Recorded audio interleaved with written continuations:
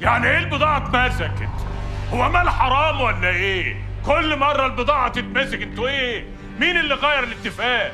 مش العربية الأولانية هي اللي المفروض شايلة البضاعة؟ المفروض. طب وايه اللي حصل؟ وفين فات؟ معرفش. انت ليه مع صاحبه وش النحس علينا؟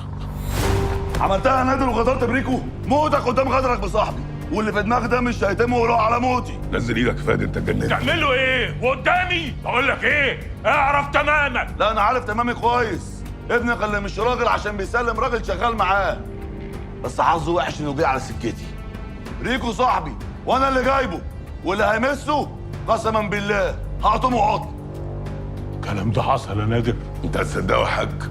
ده تلاقيه بيضرب من البضاعه ودماغه لحسن. لا حصل، ورجالتك حكولي اللي دار ما بينك وما بينهم. بالاماره قلت لهم ما حدش يجيب سيره لا لابوك ولا لفهد. انت مش عارف ايه الكلام ده. التليفون ده هو اللي هيفصل.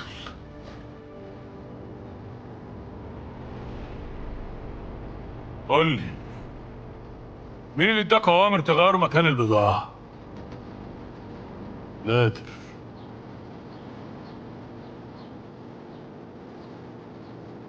شفت انت عملت ايه يا اخويا؟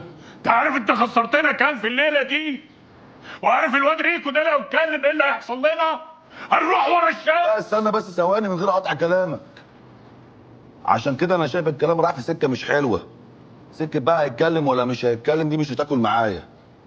ولو في بالك ان الواد هياخد قرشين ويصارين ويشيلها، انا بقول لك ومصحف ربنا ما هيحصل. ما قلتش ده اللي هيحصل. انا مش عاوز اسمع منك غير جمله واحده، ريكو يخرج منها والا. والا ايه؟ انت بتهددني؟ لا انا مش بهددك، انا هفعل. قسما بالله العظيم هروح لعمرو الجرحي واحكي له على كل حاجه، وبدل بقى ما هو عمال يجري ورايا وينخور يروح يشوف ابوه.